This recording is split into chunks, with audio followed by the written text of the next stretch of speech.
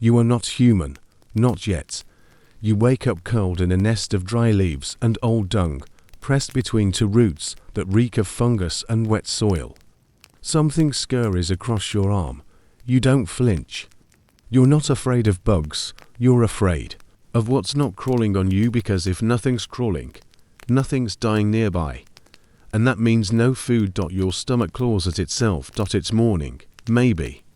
The light is different grey, soft, filtering through trees that do not know your name. You don't have a name. You don't have words. You have instincts, muscle memory, and the unbearable pressure behind your eyes that says, eat or die. You are Homo habilis, which is just Latin for desperate biped with thumbs. Your face is flat.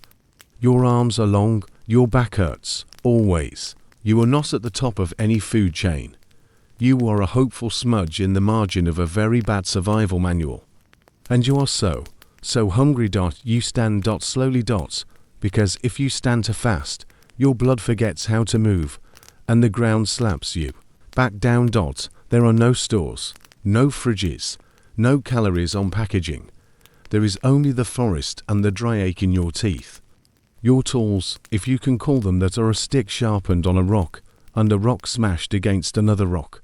Sometimes you forget which is which. You sniff the air. Something died, or is dying. Perfect. You move on all fours for speed. Your knuckles thud the ground. You breathe through your mouth. You do not know what fire is yet. You do not know how to cook, clean, preserve, or even chew properly. What you do know is this: if it's warm, soft, and not trying too hard to bite you, you eat it. And if it is trying to bite you, well, maybe you still eat it, just from the other end. There's a buzz ahead. Flies. Where there are flies, there is death. And where there is death, there is a meal, assuming the hyenas haven't taken it, or the lions, or the vultures, or your cousin with the droopy eye and faster feet. You find it, a monkey, small, bent in half, fur torn, stomach open like a coin, purse. You can smell the innards before you see them. You gag, but not in disgust. In anticipation. Your hands tremble. This is dinner. This is victory. This is the end of this morning's panic. And if you're lucky, very lucky, there are worms already inside. Extra protein. They don't run. They don't fight. You love them. You take the liver first. It's still warm. You don't chew.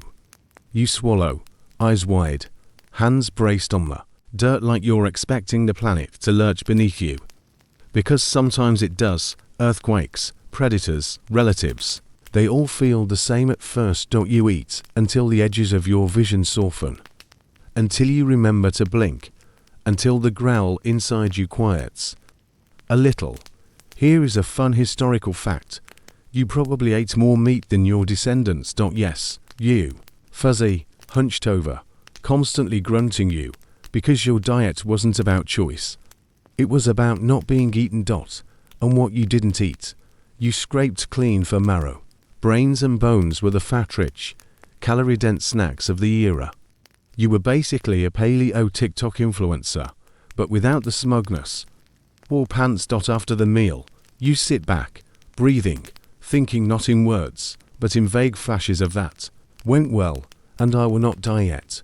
You pick a beetle off your arm, and eat that too. Crunchy, a little bitter. But it doesn't fight back. You like that in a meal. There's a rustle behind you. You freeze. Another one of you. Not quite you, but close enough. Narrow eyes, wider shoulders, a stick with a stone tied to the end. You both grunt.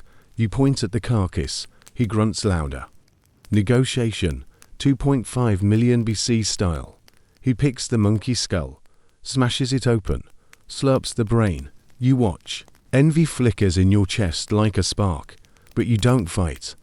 You're full enough. Today. You drag yourself back to your nest. The leaves are warm. Your bones ache. Your jaw throbs where a tooth is rotting from all the bone grit you've chewed.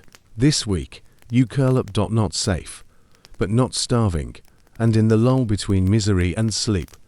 You think without knowing you're thinking that this was a good day. You didn't get eaten. You didn't fall in a hole. You found meat. You shared.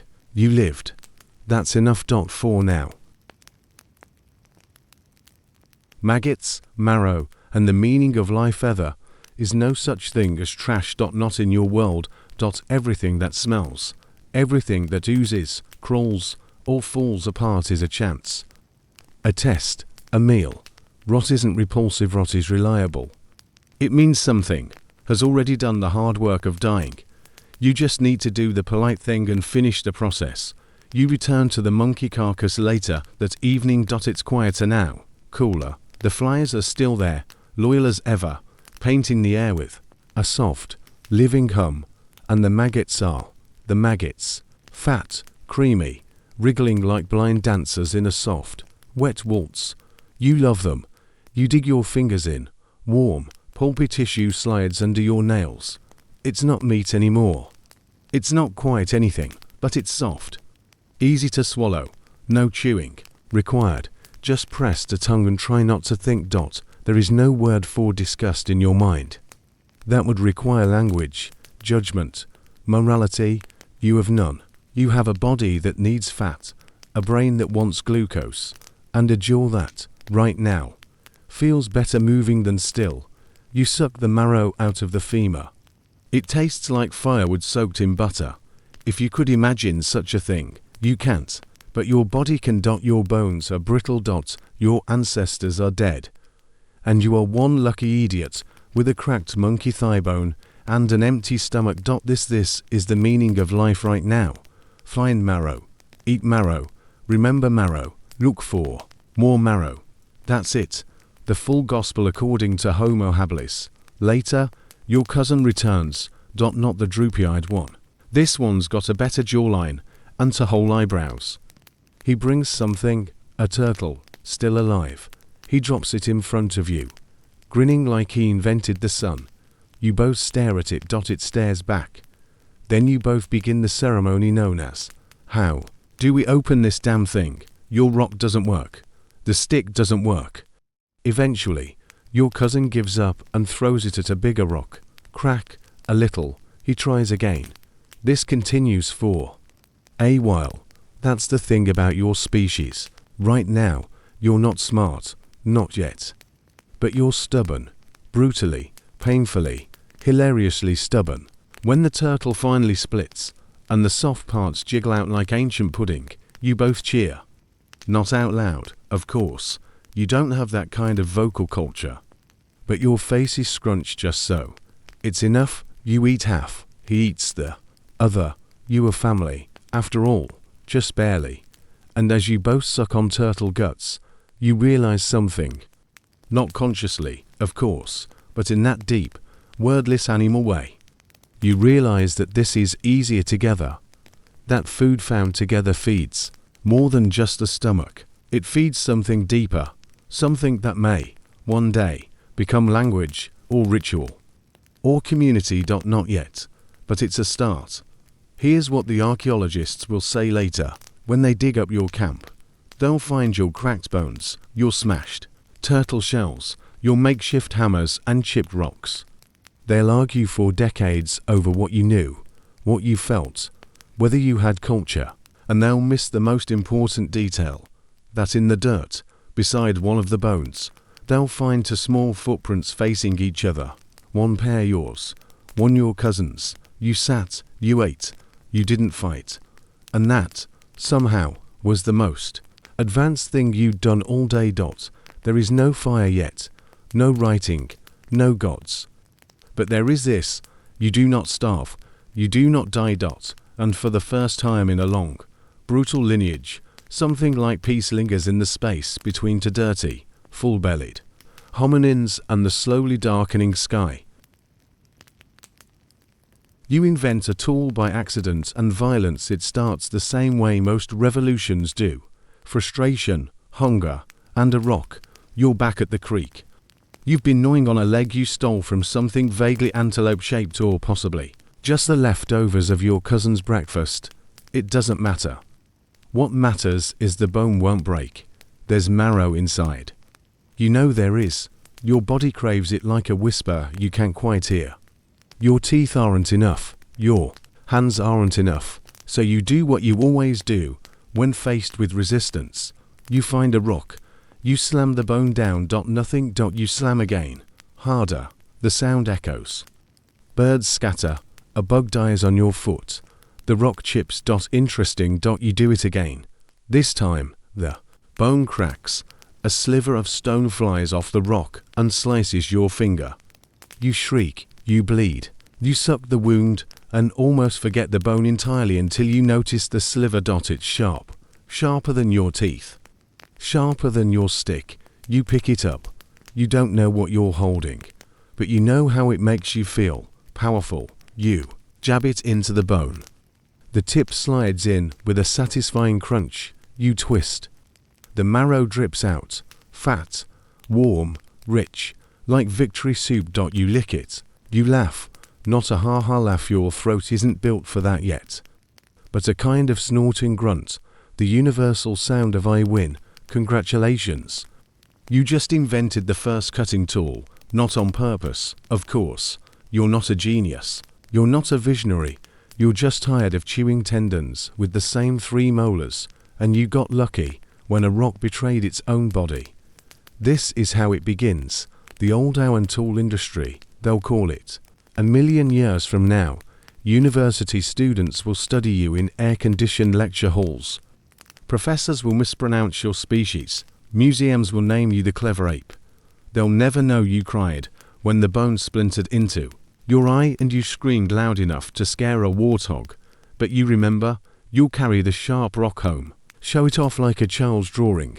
You'll poke it into tree bark, into fur, into your own thigh once, just to test. It works. Soon, you'll try other rocks, bigger ones, thicker ones. You'll realize that some stones flake better than others, that flint is kinder than granite, that a river's edge is a toolbox waiting to happen. You start hitting everything. Rocks against bones. Bones against rocks, rocks against rocks. It's chaos. Glorious, brittle chaos. But sometimes, you make something useful, something that cuts. That's a game changer. Now, instead of waiting for vultures to leave, you beat them to the feast. Now, instead of dragging a whole carcass, you slice strips of meat and bring only what matters. Now, when you look at an animal, you don't just see food.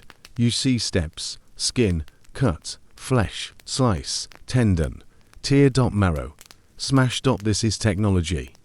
It doesn't look like much, a chipped pebble, a broken edge. But it means survival.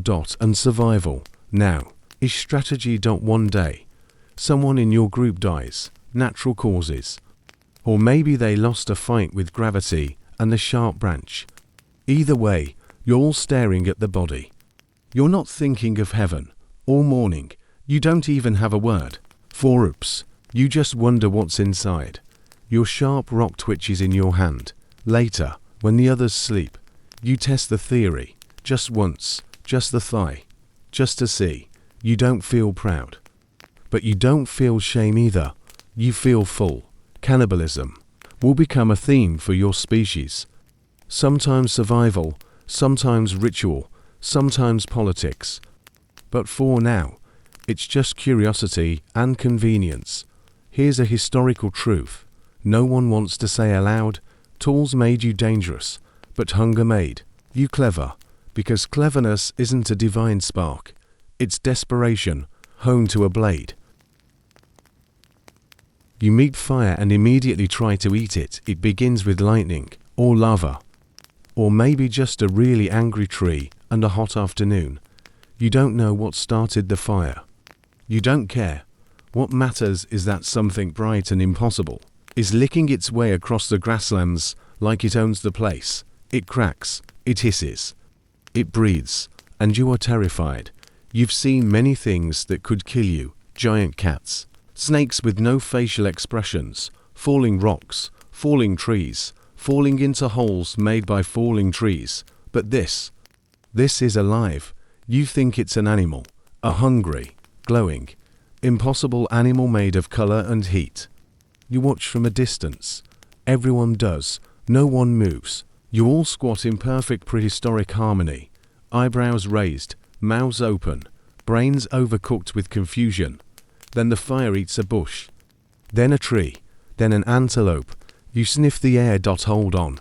That antelope smells better. Like meat, but easier. Like something your teeth might actually be able to chew without risking a dislocation. It doesn't smell raw. It smells ready. Someone makes the first move. Not you, of course. You're smarter than that. You let the bold one go. The dumb one with no kneecap and something to prove.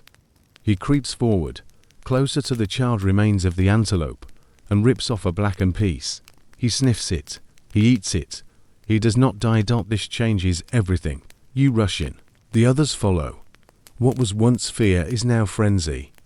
You grab burnt bones, crackling hide, steaming organs. You burn your hands. You don't care. For the first time in your life, your food fights back in flavor, not in physics. Fire is terrible. Fire is beautiful. Fire makes dead things delicious. Over the next few days, you follow it. That's right, you follow fire. Like a cult, like paparazzi. Wherever it goes, you're just behind, hoping it kills something else you can eat. You don't control it, not yet. But you start to think maybe you could. One evening, after the fire dies, you sit near the smoldering ground. The coals glow softly. They hum in your bones. You feel sleepy, not hungry, just calm. You don't know the word warm, but your body does. It curls closer to the embers. This is new. This is different. This is comfort. Fire becomes a ritual long before it becomes a tool. You gather around it. You grunt stories near it. You poke things into it just to see what happens. Some things burn. Some things explode. One time, you throw a mushroom into the fire and spend the next 6 hours screaming at the moon because it's around. Important lesson learned. Eventually, you get bold. You try to move fire. You carry a stick with an ember at the tip. You trip and light your hair on fire. Everyone laughs. You scream. A week later, someone else tries. They succeed. Suddenly, you're not following fire anymore. You're keeping it, protecting it, building a nest of twigs and moss and prayers around the precious ember like it's a newborn god. You are not yet a firefighter. You are a fire babysitter. And you are obsessed, because fire does something your brain can't explain, but your stomach understands. It makes hard food soft, foul food edible, and cold nights survivable. It also makes everyone look more dramatic. Shadows flicker, faces glow. You don't know what storytelling is, but you sit around the flames anyway and grunt about the time you chased a lizard into a log, and it screamed like your uncle. That story will be told 4 generations. Eventually, someone puts 2 answer together. Fire makes bones brittle. Brittle bones break easier. Easier bone equals easier marrow. Cue the innovation parade. You begin cooking everything. Meat, roots, leaves, bugs, sometimes your own fingers by accident. You learn quickly, or rather, the ones who don't learn don't return. Natural selection in a blaze of glory. And with cooked food comes an unexpected side effect. Time. You no longer spend 10 hours a day chewing. You don't waste hours digesting raw sinew. You sit more. You think more. You watch the stars and start to wonder, what if there's more than just marrow? What if there's meaning? You're still a glorified ape with a singed eyebrow and no concept of destiny. But fire has done something to you. Something permanent. It hasn't just warmed your hands. It has warmed your mind. You become a parent and regret everything. It's raining. Of course it's raining. It always rains the moment you decide to give birth in a ditch behind a rock shaped like your uncle's bad knee. You're crouched low, knees in the mud, hands gripping a root like it owes you money. And you are screaming. Not a poetic scream, not a battle cry. It's more like a dying elk trying to yodel. Everyone hears it. No one helps. That's how it works. Childbirth, in your timeline, is not a sacred, candlelit event attended by gentle midwives and motivational playlists. It's a brutal gamble with your internal organs. 50-50 odds, heads, baby, tails, Death. You survive. Barely. So does the baby. And now you're holding a wrinkled, squalling, purple raisin that smells like blood and regret. Congratulations, you're a parent. Your life is officially no longer about you. It never was, technically. But now it's really not. Your instincts kick in. You don't know what to do, but your body kind of does. You hold the tiny thing close. You make incomprehensible mouth sounds. You blink at each other like you're both deeply disappointed by how this turned out. The baby screams again. You try feeding it. It bites you. You scream louder. And thus begins the sacred cycle of prehistoric parenting, a dance choreographed entirely by panic, exhaustion, and bodily fluids. Let's pause for a quick historical insert. Modern humans have absurdly helpless babies. Compared to other mammals, your offspring are basically jelly beans with lungs. A baby horse is running around within hours. A baby human can't hold its own head up without looking like it's trying to headbutt a ghost. Why? Because your brain is too big. Not in a braggy way. Your pelvis would explode if you kept the baby in any longer way. So evolution booted the kid out early and said, you'll figure it out, which you don't, because now, for the next several years, you are tethered to a tiny creature that can't walk, can't talk, and can't stop screaming at birds, and somehow, you love it, you die for it, you nearly did, you wrap it in animal hide. You chew food and spit it into its mouth. You rock it gently in the crook of your arm, while muttering threats at the rain clouds. You name it something beautiful and primal like oh oh oh, or cack, or that one with 5 fingers. You raise this thing without diapers, without strollers, without books or bedtime songs, or even the concept of a bedtime. You invent parenting as you go. And it's terrible. They roll into the fire. They eat bugs. They get bitten by everything. They cry. You cry. At one point you try to trade them for an uneaten mango, but no one takes you up on it. Still, the kid survives. Years pass. They grow legs, teeth, opinions. They start throwing things, mostly, at you. But one day, one glorious, muddy day, your child takes a stick and hits another child with it. On purpose. You are so proud. Because that's not just violence. That's strategy. You rush over. You hand them a sharper stick. You nod with pride. Your child grunts. You grunt. It's beautiful. Later, the child offers you a berry. One they didn't eat. Just handed it to you. As if they thought about it. As if they wanted to share. You nearly sob. Your entire concept of the future of lineage, of legacy, is born in that moment. This is what changes you. Not tools. Not fire. Family. Because now, you're not just surviving. You're passing something on. A skill. A habit. A look. A grunt. A way of being. You start paying attention to things you want your kid to remember, which means you have to remember them too, which means memory becomes sacred. And memory leads to stories. And stories, well, that's the beginning of something very big. But you don't know that yet. Right now, your kid just pooped in your favorite sitting spot, and you're using a leaf to clean it, and somehow that still feels like progress. You discover death and try to reason with it. It starts with silence, not the peaceful kind, like after a storm or before a nap. No, this is the kind of silence that stretches to long, the kind that wraps around your ribcage and tugs. Your grandfather maybe. It's your mother. Maybe it's your hunting partner is lying too still, eyes half open, hands oddly calm. You poke them. Nothing. You yell. Still nothing. You try the universal revival method, shaking them and shouting their name louder. It doesn't work. They don't move. They don't grunt. They don't breathe. You wait, because surely this is temporary. Surely they're just sleeping extra hard. Maybe they'll wake up hungry. Maybe they're trying a new kind of nap, one of those big naps, the kind legends are made of. But then the smell starts, and you realize they're not coming back. You have no word for death, but now you understand it. They were here, now they're not.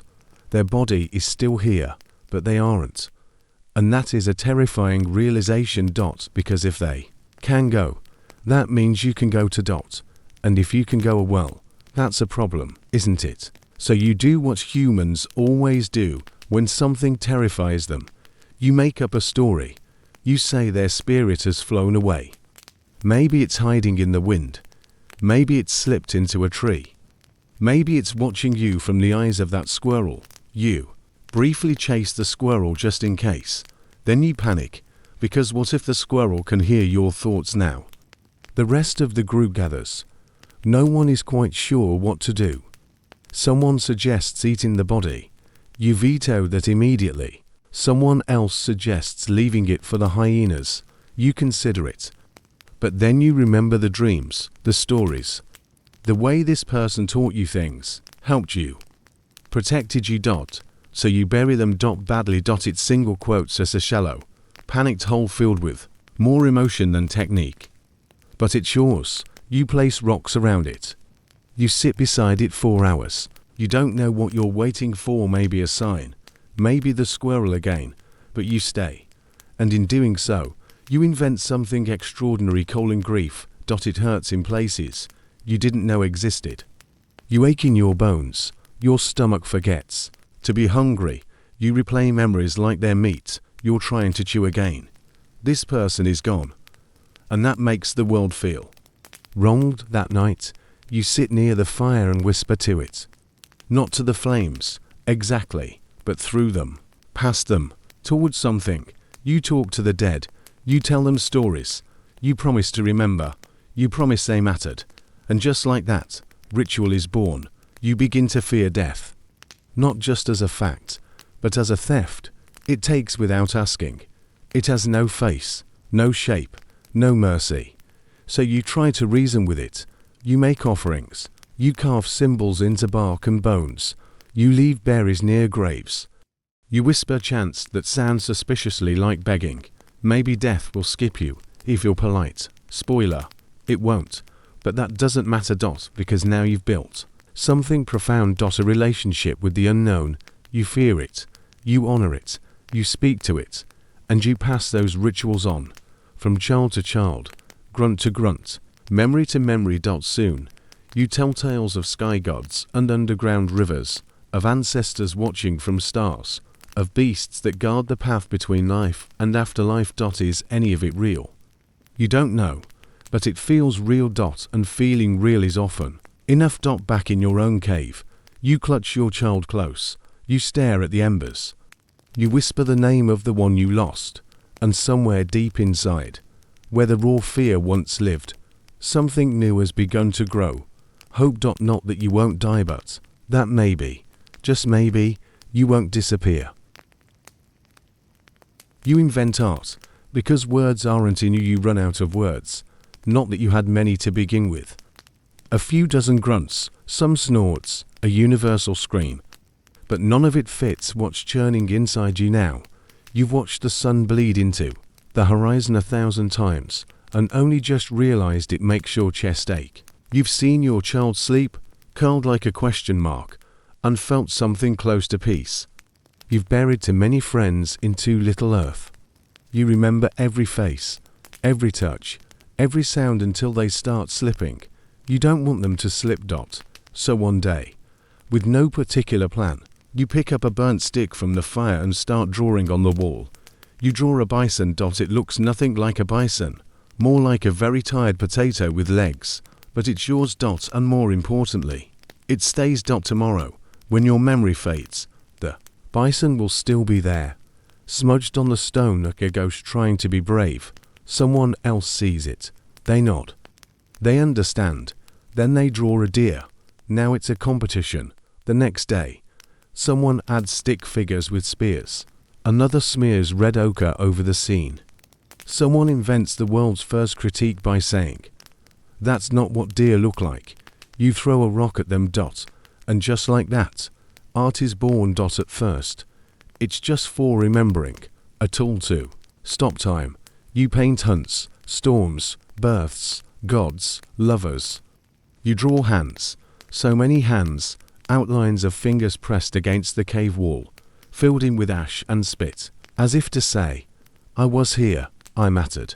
Look, sometimes you add more than pictures. You begin to arrange things, rocks into circles, bones into rows. You hang feathers from sticks, stack skulls like totems, carve grooves into wood, just because the pattern pleases you. You don't know why you're doing it. No one does. But when it's done, you sit back and stare at it. You feel lighter, like you move something out of yourself and into the world. It's not just about remembering anymore. It's about feeling. You paint sorrow. You sculpt hunger. You hum a melody that wasn't there before. And when someone else hums it back imperfectly, out of tune, you feel a strange rush of joy. Because now there's something between you, something invisible and real. Let's take a quick historical pause. The oldest known cave art is over 40,000 years old.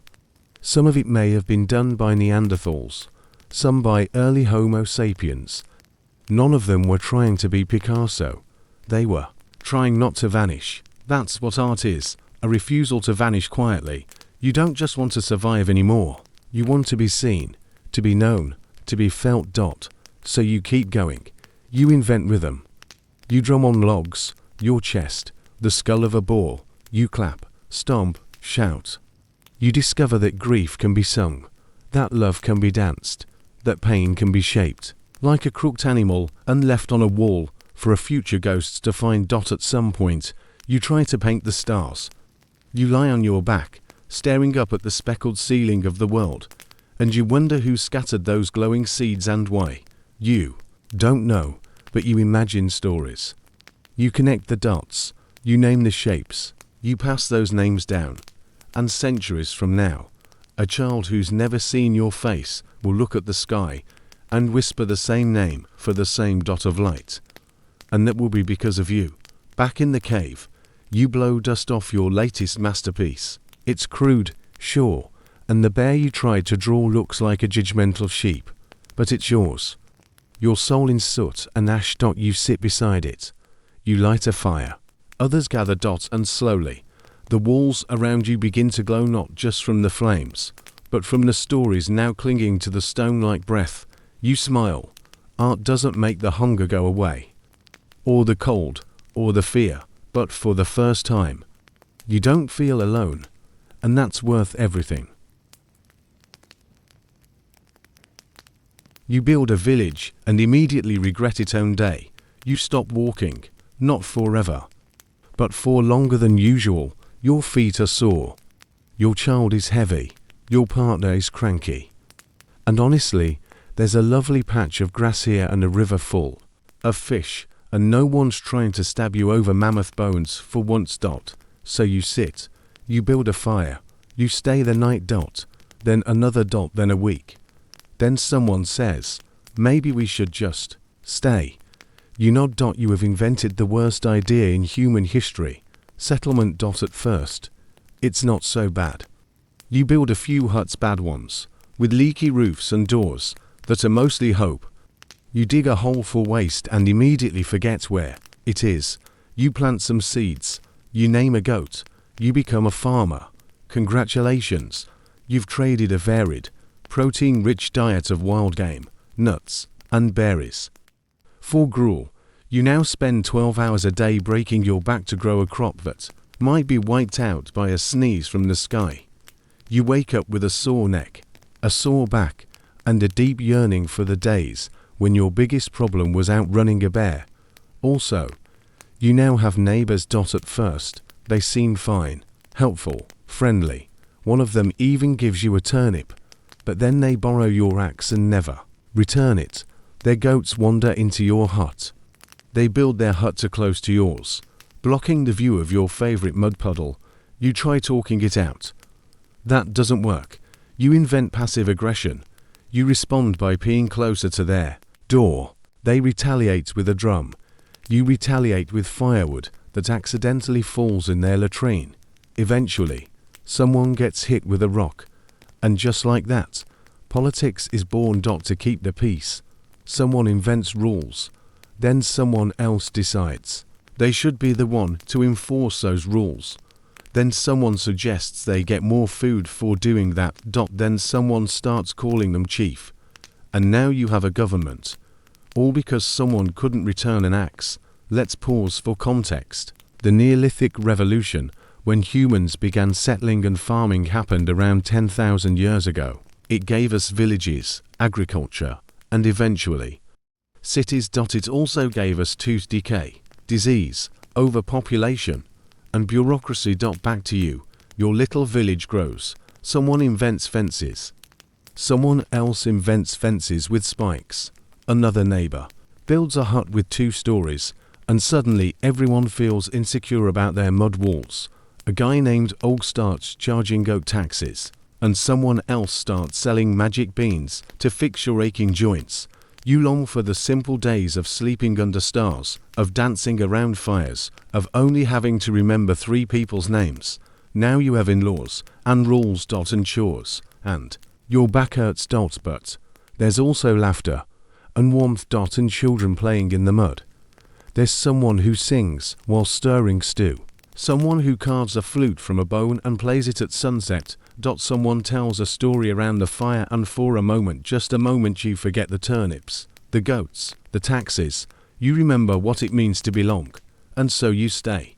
Because yes, it's a mess, but it's your mess, your village, your people, your mud. And somehow, that's enough. For now. You discover gods, mostly out of fear at some point in your settled mud life. You look up at the sky and realize you are very small. The sun scorches your crops. The rain ignores your pleas. Your child falls ill without warning. And the moon disappears for a night like it's playing a cruel prank. You don't understand why. So you do what humans do best. You make it personal. You imagine there must be someone in charge of all this. The sky. That's someone's job. The river. Definitely someone's cousin. The fire. That's a moody uncle with boundary issues. The rock that tripped you. Probably cursed. You start giving names to the wind and stories to the stars. You explain floods with tantrums and plagues with punishments. You build shrines out of fear. You sacrifice goats out of guilt. You invent gods. And they are just like you, but angrier, hungrier, and slightly more dramatic. You tell your neighbor, it's not that the wheat failed. It's because we didn't bow correctly. You tell yourself, my child didn't die because I was helpless. It was divine accounting. Faith becomes your emotional insurance policy. It helps until it does and single quotes T. Because now everyone has their own god. And not all gods get along. Some are jealous. Some demand blood. Some demand your neighbor's blood. Suddenly, my harvest failed becomes a theological argument. And your turnips are now evidence in a holy war. But still, belief gives you something to cling to when the world is unbearable.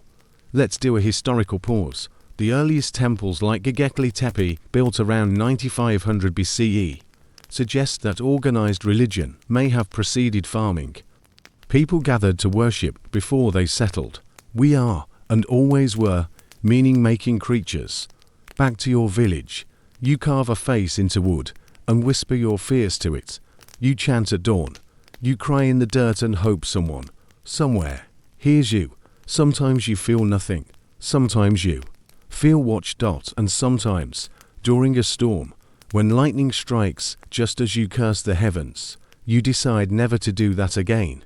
Eventually, you invent priests, people who say they speak for the gods. They wear feathers. They charge for advice. They smell like burnt herbs and secrets. You nod along, because they're convincing. Also, they're holding knives. You learn rituals. You say the right words. You light fires in the right direction. You wear lucky bones and unlucky faces. You give offerings, not because you want to, but because you're afraid not to. Still, in the quiet moments, when the priest is gone, and the wind hums gently through the reeds, you sit beside the river and wonder, what if it's just the river? What if the gods are stories? What if the story is enough? But you keep that thought to yourself, because you remember what happened to the last person who said something like that. They became the next offering. So you bow, You pray. You hope, because fear is heavy. But hope floats, and in the trembling light of your village fire, you whisper a wish, please let tomorrow be kind. You invent writing just to complain. It begins, as most human achievements do, with someone very tired of repeating themselves. You've told the same goat trader 3 times that the price is 2 jars of barley, not one, and a smile, not, I'll pay you next full moon. But he keeps forgetting. So you scratch a little mark on a pot. Then another. You make a symbol for barley, and another 4 too. You point at them aggressively. He shrugs. You invent a symbol for idiot. He doesn't like that one. Congratulations. You've invented writing. Well, not you, exactly, but someone in ancient Sumer, around 3200 BCE, definitely felt this level of passive-aggressive frustration. At first, writing is all business. It's ledgers, debts, inventories. You want a cow? Sign here. You owe wheat. It's in the record now. You've promised to marry someone's daughter. There's a clay tablet with your name on it. Buddy, good luck backing out. It is, without question, the most advanced form of nagging humanity has ever created. And it gets out of hand quickly, because now there's proof you can't lie about the harvest, can't deny your debt, can't pretend you didn't say something when it's literally baked into clay. Worse, someone invents scribes, men, and a few rebellious women whose entire job is to remember things better than you. They wear smug expressions and ink-stained fingers. They use phrases like per my last tablet. They are the first bureaucrats. You hate them, but you need them, because soon everything is written: birth records, trade logs, land ownership, marriage contracts, complaints about stolen donkeys, arguments over irrigation rights, and extremely detailed accusations of goat theft. The gods get pulled into this too. You write hymns, you write laws. You write laws about hymns. Thou shalt not sing about sheep on market days. But here's where it gets magical. Someone probably bored, possibly drunk, writes something not about goats. They write a story. It's about a king who fights monsters, or maybe a flood, or maybe a goddess who's tired of being ignored. It doesn't matter. What matters is that it's not real, but it feels true. Other people read it. They gasp. They cry. They copy it. And just like that, storytelling steps out of the cave and into civilization. Let's pause. The earliest known piece of literature is the Epic of Gilgamesh, written in Sumer around 2100 BCE. It features gods, monsters, friendship, grief, and the first known recorded midlife crisis. Back to you. You're now writing for all sorts of reasons. You etch love poems into bark. You send angry notes to your neighbor via clay pigeon. You keep a diary of how many lentils you ate. In case the gods ever ask, you invent punctuation. Eventually, after several generations of confusion, ruined marriages, and one very dramatic war started by the lack of a comma in kill them not, spare them, you learn that writing can outlive you. Your story, your grief, your complaint about the price of barley, it can echo across centuries, which is good, because maybe, just maybe, someone in the future will read your words, sigh, and say, wow, people were annoying back then too. You try democracy, immediately miss being illiterate. Now, your village has become a city, a loud, chaotic, slightly smelly one.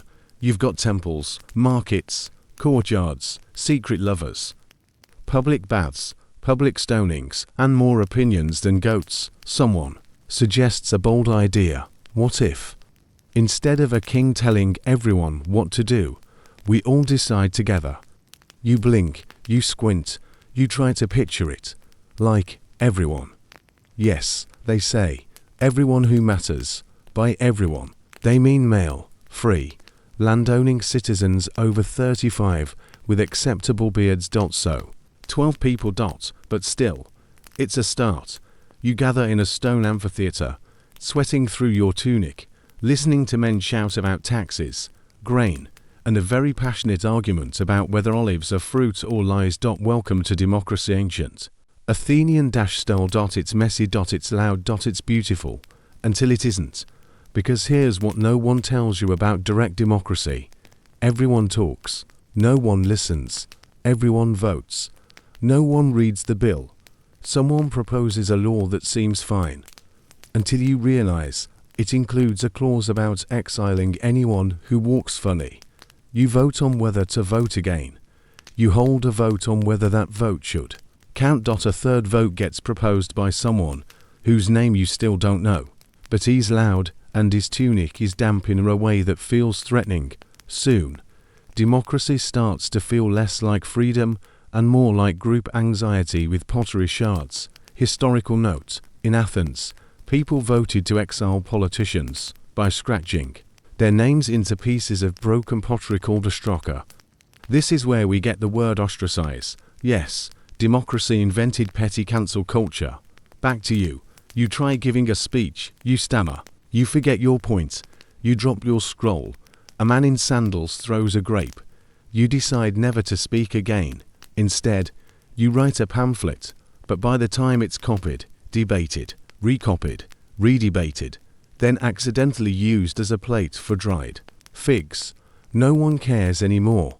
Eventually, people get tired. They say, maybe we need one strong leader again. Someone volunteers. He promises stability. He arrives with soldiers. Suddenly, democracy is on pause. Indefinitely, you sigh. You miss the chaos, the shouting, the votes. You miss the feeling that your voice mattered, even when it didn't. But here's the thing: democracy leaves a taste in the mouth, a memory in the bones. Once people have spoken, it's hard to forget the sound. And though tyrants may rise, though empires may fall, the idea survives. It waits. It lingers. It whispers in every hungry crowd. What if we all decide again? You invent empires. Get taxes instead of glory. It starts with a man on a horse, or sometimes an elephant, or a chariot, or just a very ambitious pair of sandals. He looks out at his modest city and says something terrifying like, "This shall all be mine." He means the next town. Then the next. Then your town. And then, somehow, the ocean. You scarf. You yawn. You go back to your barley. But 3 months later, your house belongs to someone named General something sounding foreign, and you're paying taxes in a language you don't speak, using coins with someone else's face on them. Welcome to the empire. An empire is basically a kingdom that ate too much. It started small, local, personal, but ambition spreads faster than smallpox. And now you're part of it whether you like it or not, which you don't. You miss the days when your problems were local, when the man demanding wheat had a name and a limp, when you could bribe someone with a chicken and a wink. Now, everything's standardized. The weights, the measures, the corruption. You're assigned a governor, who is essentially a tax collector in a hat. He says things like infrastructure and public good, but you mostly hear "give me your grain," and don't ask questions. You go from citizen to subject, which is a polite word for wallet with legs. Let's pause for a historical flavor snack. By the time of the Persian Empire, 6th century BCE, an organized postal system, paved roads, and tax systems stretched across thousands of miles. Brilliant logistics, terrible freedom. Even Rome perfected it, especially the taxes. Back to your fields. Now you owe the empire grain, goats, and the occasional son. Not for anything useful. He'll probably be sent to die in a sandal somewhere. You can't spell, but hey, your mud road is slightly smoother now. You learn to navigate bureaucracy. You wait in lines. You fill out forms. You bribe the clerk. He loses your form anyway. You try to resist. Once, with sticks. They answer with cavalry. You try again. This time with better sticks. They send fire. Eventually, you learn the secret truth of every empire. You can conquer land with swords, but you can only hold it with paperwork. The empire brings coins, uniforms, brick roads, architecture. It also brings spies, curfews, and a phrase you'll hear often: "This is for your own good." You learn how to smile when soldiers pass. You whisper your complaints to walls. You hoard stories of freedom the way others hoard salt, but deep down, you know, empires always fall.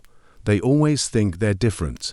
They always believe this. Administration will be the one that lasts forever. Spoiler, it won't, because empires crack the moment the center stops listening to the edge. And you're the edge dot, so you wait, you pay, you nod, and you sharpen your stick, just in case. You build cities, then spend centuries trying to escape them at first. The city is a miracle. Fresh water, dry roofs, a man with fish, a woman with bread, a neighbor with gossip, a square full of music, a wall to keep out wolves. You are warm, you are fed, you are surrounded, and for about 6 weeks, it's perfect. Then something happens. It begins with the smell, to many people. Too little drainage. You realize that when thousands of humans live together, something has to be done with the waste. That something is mostly ignoring it. Soon, the alley behind your home becomes a kind of experimental swamp, a blend of onion peels, goat bones, and something your neighbor swears fell from the sky. You invent the phrase, "Don't step in that." You invent the broom. Then the plague. Cities grow upward, outward, inward, towers reach, sewers clog, streets tangle, fires spread, laws appear. No goats in the aqueduct. No dueling before breakfast. All cheese must be sold with a license. You build bureaucracy, just to manage the other bureaucracy. And still, people come. They arrive barefoot, hopeful, carrying all they own in a sack made of older sacks. They sleep in corners. They sell soup. They survive, because cities promise something. Rural mud never could. A future that isn't entirely mud. But oh, the price. Let's pause. By ancient Rome, cities had over 1 million people, and yet, not a single one had toilet paper. By Victorian London, there were more rats than chimney sweeps. And by industrial New York, your apartment might be 1 room, 6 people, and a toilet, shared with 30 strangers. Oh, progress. Back to you. You dream of gardens. You read poems about the simple country life, conveniently forgetting the parasites, famine, and isolation. You try to plant a flower on your WDOWSILL. It dies. Choked by soot. You try to leave once, but you get 3 feet outside the city gates. And remember, there are no street performers in the forest. No theater. No arguments about the merits of fermented fish sauce. No whispered rumors that the apothecary's apprentice is secretly a poet. So you stay. You adapt. You buy a scarf to filter the smoke. You invent sarcasm to filter the noise. You learn to sleep through shouting, bells, and that one guy who sings badly every night outside your window. You even fall in love once, on a bridge that smells like mold and memory. Because that's the secret. Cities are terrible, and we built them anyway, not because we're smart, or efficient, or clean, but because we are hopelessly, irrationally drawn to each other. Even when we stink, even when we yell, even when our best idea of civic planning is to pave over the last bit of grass and call it goat-free plaza, we stay. Because despite it all, cities pulse, they breathe, and, for a few brief moments between the fires, floods, and fevers, they feel like home. You worship the sky, then tax the stars. It begins with a look up, just one glance. Maybe you're a shepherd, drunk on fermented mare's milk. Maybe you're a priest with a headache and time to kill. Maybe you're a child, still too young to know better. You see them. Stars. Thousands of them. Blinking. Dancing, daring you to ask, what is all that? You make a guess. Someone else makes a better guess. You write it down on a clay tablet and say it's official. The moon, that's a god. The sun, a chariot. Comets, angry messages from someone important. Eclipses, definitely bad news. And so begins the sacred tradition of not understanding space, but monetizing it anyway. You invent astrology. Not the real kind, just enough to tell rich people that Mercury is in a bad mood, and they should buy more goats. You Read the stars. You charge for it. Soon. You're not a shepherd anymore. You're a sky priest. And business is booming. Historical footnote. Babylonian astronomers in the 2nd millennium BCE were already mapping celestial movements. By the time of ancient Rome, emperors had personal astrologers, and wars were delayed because Jupiter was feeling weird. Back to your scam. Spiritual insight. People line up to hear if their crops will grow, if their child will survive, or if the cute fishmonger likes them back. You say, Mars is rising in the house of milk. And they nod solemnly and leave you bread. And you love it, until someone builds a temple higher than yours, with a bigger telescope, and suddenly, their stars speak louder than your stars.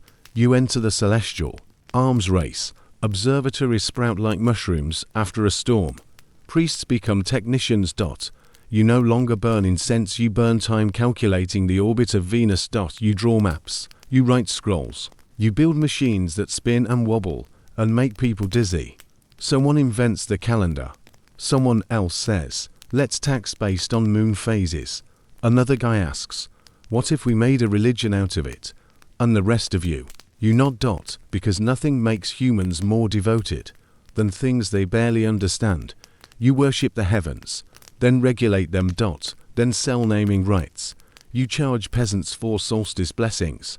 You charge nobles for private eclipses. You tell everyone that their problems are because Saturn's wearing the wrong cut. And when someone says, wait, shouldn't we separate science from faith? You exile him, or worse, assign him to the archives. Because here's the thing. We didn't study the stars to find truth. We studied them to find meaning. To give pattern to chaos. To make ourselves feel important in a sky that couldn't care less. And maybe, just maybe, to convince ourselves that there's still a little order left in the universe, even if that order requires 12 gods, 7 planets, and 1 annual goat parade. You invent the future, then blame it for everything you're sitting in your hut. Or maybe a brick apartment with walls thin as paper. Or maybe it's a cave, or a cubicle, or a concrete block labeled Unit 1 to be. Doesn't matter. You're cold, or hot, or just deeply uncomfortable. And you think, surely, it gets better than this. You invent the future. At first, it's small. Tomorrow will be sunny. Next week you'll catch a bigger fish. Next harvest you'll actually remember to store grain before it molds. Then it gets ... ambitious. Next year we'll build a road. Next decade we'll build a city. Next century we'll stop dying from soup. Hope becomes a habit. Planning becomes a science. And disappointment becomes a lifestyle. Because the future, it's always running late. You make a list. You call it a prophecy. You gather others. You call it a movement. You draw a line from today to someday. And declare it progress. And yet, every time you arrive, it's not what you pictured. It's louder. It smells weirder. People have invented 6 new ways to make you pay for air. So, you do what every generation does. You blame the next one. In my day, we built pyramids with our bare hands. Now they can't even light a torch without consulting a manual. The future is doomed. Historical pause. Every era has thought the next one was the worst. Romans blamed the youth for liking poetry too much. Victorians blamed bicycles for moral decline. 1950s America blamed rock music for making teens worship Satan or Elvis, which was worse. Back to you. You grow old. You watch your children make the same mistakes, just with better haircuts. You say, we had real problems. They say, we have the internet. You say, exactly. You watch the world build higher, faster, louder. And somehow, still forget to build better. You remember when the future was a promise. Now it's a complaint. They ruined everything. They changed too much. They didn't change enough. And beneath all the shouting, one truth remains. The future is made of mistakes, not miracles. It's 1,000 broken things glued together by stubbornness and sleep deprivation. It is clay turned to brick, turned to dust, turned to W-I-V. And every generation stands at the edge of it, squinting, wondering, is this it? The answer, always, is no. This is just the latest version of the same old panic. You dreamed of flying. Now you complain about the middle seat. You dreamed of peace. Now you yell online. You dreamed of unity. Now you sort people by coffee order. But the dreaming, that's the part that matters. Because dreaming is what drags you from the cave to the city to the satellite. It's what paints the future on the blank wall of the present. And when your time ends, when the torch passes, the page turns, the servers crash. What's left? A whisper, a warning, and maybe, if you're lucky, a laugh, because the future is ridiculous, and you helped build it anyway.